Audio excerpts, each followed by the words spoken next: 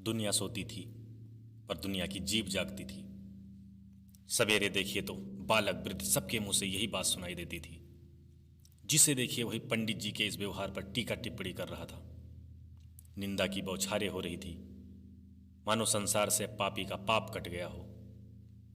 पानी को दूध के नाम से बेचने वाला ग्वाला, कल्पित रोज नामचे भरने वाले अधिकारी, वर्ग रेल में बिना टिकट सफर करने वाले बाबू लोग, जाली दस्तावेज बनाने वाले सेठ और साहूकार, ये सब के सब देवताओं की भांति गर्दनें चला रहे थे।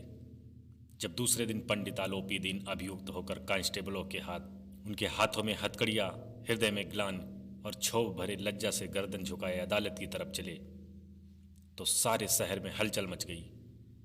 मेलों में कदाचित आंखें इतनी व्यग्र न होती होंगी भीड़ देखकर। भीड़ के मारे छत और दीवार में कोई भेद न रहा, किंतु अदालत में पहुंचने की देर थी। पंडित आलोपी दीन इस अगाध बन के सिन्न थे। अधिकारी वर्ग उनके भक्त, अमले उनके सेवक, वकील मुख्तार उनके आज्ञापालक और अर्दली चपरासी तथा चौकीदार तो उनके बिना मोल भाव के गुलाम थे। उन्हें देखते ही लोग चारों तरफ से दौड़ पड़े। सभी लोग विस्मित हो रहे थे, इसलिए नहीं कि आलोपी दीन ने यह कर्म किया, बल्कि इसलिए कि वह कानून के पंजे में कैसे आए। ऐसा मनुष्य जिसके पास असाध्य साधन करने वाला धन और अनन्य वाचालता हो, वह क्यों कानून के पंजे में आए। प्रत्येक मनुष्य उनसे सहानुभूति प्रकट करता था। बड़ी तत्परता से इस आक्रमण को रोकने के निमित्त वकीलों की एक सेना तैयार की गई। न्याय के मैदान में धर्म और धन में युद्ध ठन गया। बंसीधर चुपचाप खड़े थे। उनके पास सत्य के सिवा कुछ न था, कोई बल न था, ना स्पष्ट भाषण के अतिरिक्त कोई शस्त्र। गवाह थे किंतु लोभ के डांवाडोल। यहां तक कि मुंशी जी को न्याय भी अपनी ओर से कुछ खिंचा हुआ दिख रहा था। वह न्याय का दरबार था, परंतु उसके कर्मचारियों पर पक्षपात का नशा छाया हुआ था। वहां न्याय की कल्पना नहीं की जा सकती थी। मुकदमा शीघ्र ही समाप्त हो गया। डिप्टी मजिस्ट्रेट ने अपनी तौजीब में लिखा, पंडित आलोपी दीन के विरुद्ध किए गए प्रमाण निर्मूल और भ्रमात्मक हैं। वह एक बड़े व्यापारी हैं। यह बात कल्पना के बाहर है कि उन्होंने थोड़े लाभ के लिए ऐसा दुस्साहस किया हो। यद्यप नमक के दरोगा मुंशी बंसीधर का अधिक दोष नहीं है, किंतु यह बड़े खेद की बात है कि उसकी उदंडता और विचारहीनता के कारण एक भले मानुष को कष्ट झेलना पड़ा। हम प्रसन्न हैं कि वह अपने काम में सजग और सचेत रहता है, किंतु नमक के मुकदमे की बढ़ी हुई नमक हलाली ने उसके विवेक और बुद्धि को भ्रष्ट कर दिया। भविष्य में उसे होशियार रहना पड़ेगा। वकीलों ने यह फैसला सुना और उछल पड़े। पंडित आलोपी दीन मुस्कुराते हुए बाहर निकले। स्वजन बांधवों ने रुपये की लूट की। उदारता का सागर उमड़ पड़ा। उसकी लहरों ने अदालत की नींव तक हिला दी। जब बंसीधर बाहर निकले तो चारों ओर उनके ऊपर व्यंग बाणों की वर्षा होने लगी। चपरासियों ने झुक झुक कर सलाम किए, किंतु इस समय एक एक कटुवाक्य, एक एक संकेत उनकी गर्वाग्नि को प्रज्वलित कर रहा था। कदाचित इस मुकदमे में सफल होकर वह इस तरह अकड़ते हुए न चलते। आज उन्हें संसार का एक खेदजनक विचित्र अनुभव हुआ। न्याय और विद्वंदता, लंबी चौड़ी उपाधियां, बड़ी बड़ी दाढ़ियां, ढीले चौंगे एक भी सच्चे आदर का पात्र नहीं है। बंसीधर ने धन से बैर मोल लिया था। उनका मूल्य चुकाना अनिवार्य था। कठिनता से एक सप्ताह बीता होगा कि मुअत्तली पर परवाना आ पहुंचा। कार्यपरायणता का दंड मिला। बेचारे भग्न हृदय शोक और खेद से व्यथित घर को चले। बूढ़े मुंशी जी तो पहले से ही कुड़कुड़ा रहे थे कि चलते चलते इस लड़के को समझाया था, लेकिन इसने एक न सुनी। सब मनमानी करता है। हम तो कलवार और कसाई के तगाते से है। बुढ़ापे में भगत बनकर बैठे और वहां बस वही सूखी तनख्वाह। हमने भी तो नौकरी की है और कोई ओहदेदार नहीं थे, लेकिन काम किया, दिल खोल कर किया, और आप ईमानदार बनने चले हैं। घर में चाहे अंधेरा हो, मस्जिद में अवश्य दिया जलाएंगे। खेद ऐसी समझ पर पढ़ना लिखना सब अकारत गया। इसके थोड़े ही दिनों बाद जब मुंशी बंसीधर इस दुरावस्था में घर पहुंचे और बूढ़े पिताजी ने समाचार सुना तो सिर पीट लिया। बोले, जी चाहता है तुम्हारा और अपना सिर फोड़ लूं। बहुत देर तक पछता पछता कर हाथ मलते रहे।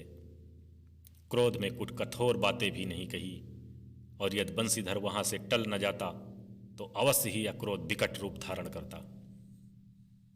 वृद्ध माता को भी दुख हुआ। जगन्नाथ और रामेश्वर यात्रा की कामनाएं मिट्टी में मिल गई। पत्नी ने कई दिनों तक सीधे मुंह बात तक नहीं की। इसी प्रकार एक सप्ताह बीत गया। संध्या का समय था।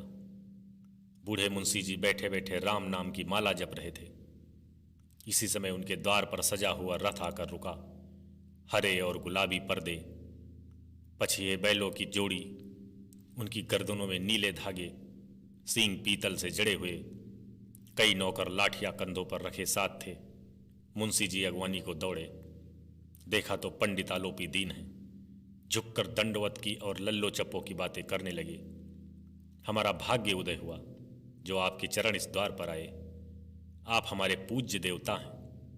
आपको कौन सा मुंह दिखावें? मुंह में तो कालिख लगी हुई है, किंतु क्या करें, लड़का अभागा कपूत है, नहीं तो आपसे क्यों मुंह छिपाना पड़ता। ईश्वर निसंतान चाहे रखे, पर ऐसी संतान न दे। आलोपी दीन ने कहा, नहीं भाई साहब, ऐसा न कहिए। मुंशी जी ने चकित होकर कहा, ऐसी संतान को और क्या कहूं? आलोपी दीन ने वात्सल्यपूर्ण स्वर में कहा, कुल तिलक और पुरखों की कीर्ति उज्जवल करने वाले संसार में ऐसे कितने धर्मपरायण मनुष्य हैं जो अपने धर्म पर अपना सब कुछ अर्पण कर सकें। पंडित आलोपी दीन ने बंसीधर से कहा, दरोगा जी, इसे खुशामद न समझिए। खुशामद करने के लिए मुझे इतना कष्ट उठाने की जरूरत न थी। उस रात को आपने अपने अधिकार बल से अपनी हिरासत में लिया था, किंतु आज मैं स्वेच्छा से आपकी हिरासत में आया हूं। मैंने हजारों रईस और अमीर देखे, हजारों उच्च पदाधिकारियों से काम पड़ा, किंतु परास्त किया तो आपने। मैंने सबको अपना और अपने धन का गुलाम बनाकर छोड़ दिया। मुझे आज्ञा दीजिए कि आपसे कुछ विनय करूं। बंसीधर ने आलोपी दीन को आते देखा तो उठकर सत्कार किया, किंतु स्वाभिमान सहित समझ गए कि यह महाशय मुझे लज्जित करने और लजाने आए हैं। क्षमा प्रार्थना की चेष्टा नहीं की, वरन उन्हें अपने पिता की यह ठकुर सुहाती की बात असह्य सी प्रतीत हुई। पर पंडित जी की बातें सुनी तो मन की मैल मिट गई। पंडित जी की ओर उड़ती हुई दृष्टि से देखा, सद्भाव झलक रहा था। गर्भ ने अब लज्जा के सामने सिर झुका दिया। शर्माते हुए बोले, यह आपकी उदारता है जो ऐसा कहते हैं आप। मुझसे जो कुछ हुआ, अभिनय हुआ है, उसे क्षमा कीजिए। मैं धर्म की बेड़ी में जकड़ा हुआ था, नहीं तो वैसे मैं आपका दास हूं। जो आज्ञा होगी वह मेरे सिर पर माथे पर होगी। आलोपी दीन ने विनीत भाव से कहा, नदी तट पर आपने मेरी प्रार्थना नहीं स्वीकार की थी, किंतु आज आपको स्वीकार करनी पड़ेगी। बंसीधर बोले, मैं किस योग्य हूं, किंतु जो कुछ सेवा मुझसे हो सकती है उसमें त्रुटि न होगी। आलोपी दीन ने एक स्टाम्प लगा हुआ पत्र निकाला और उसे बंसीधर के सामने रखकर बोले, इस पद को स्वीकार कीजिए और अपने हस्ताक्षर कर दीजिए। मैं ब्राह्मण हूं, जब तक यह सवाल पूरा न कीजिएगा द्वार से न हटूंगा। मुंशी बंसीधर ने उस कागज को पढ़ा तो कृतज्ञता से आंखों में आंसू भर आए। पंडित आलोपी दीन ने उनको अपनी सारी जायदाद का अस्थायी मैनेजर नियुक्त किया था। 6000 वार्षिक वेतन और अतिरिक्त रोजाना खर्च अलग, सवारी के लिए घोड़ा, रहने को बंगला, नौकर चाकर मुफ्त। कंपित स्वर में बोले, पंडित जी, मुझ में इतनी सामर्थ्य नहीं है कि मैं आपकी उदारता की प्रशंसा कर सकूं, किंतु ऐसे उच्च पद के योग्य नहीं हूं। आलोपी दीन हंसकर बोले, मुझे इस समय एक अयोग्य मनुष्य की ही जरूरत है। बंसीधर ने गंभीर भाव से कहा, यूं मैं आपका दास हूं। आप जैसे कीर्तवान सज्जन पुरुष की सेवा करना मेरे लिए सौभाग्य की बात। यूं तो मैं आपका दास हूं, आप जैसे कीर्तिवान सज्जन पुरुष की सेवा करना मेरे लिए सौभाग्य की बात है, किंतु मुझ में यह न विद्या है, न बुद्धि है और न ही स्वभाव है जो इन त्रुटियों की पूर्ति कर देता है। ऐसे महान कार्य के लिए एक बड़े मर्मज्ञ अनुभवी व्यक्ति की जरूरत है आपको। आलोपी दीन ने कलमदान से कलम निकाली और उसे बंसीधर के हाथ में देकर बोले, ना मुझे विद्वता की चाह है और ना ही अनुभव की, ना कार्यकुशलता की है। इन गुणों के महत्व का परिचय खूब पा चुका हूं। अब सौभाग्य को सुअवसर ने मुझे वह मोती दे दिया है जिसके सामने योग्यता और विद्वता की चमक फीकी पड़ जाती है। यह कलम लीजिए, अधिक सोच विचार न कीजिए और इस कागज पर दस्तखत कीजिए। परमात्मा से यही प्रार्थना है कि वो आपको सदैव वह नदी के किनारे वाला बेमुरव्वत, उदंड, कठोर परम धर्मनिष्ठ दरोगा बनाए रखे। बंसीधर की आंखें डबडबा आई। हृदय से संकुचित पात्र में इतना एहसान न समा सका। एक बार फिर पंडित जी की ओर भक्ति और श्रद्धा की दृष्टि से देखा और कांपते हुए हाथ से मैनेजरी के कागज पर हस्ताक्षर कर दिए। आलोपी दीन ने प्रफुल्लित होकर उन्हें गले लगा लिया। तो दोस्तों, ये कहानी थी मुंशी प्रेमचंद द्वारा लिखित नमक का दरोगा सेकंड पार्ट। आपको ये कहानी कैसी लगी?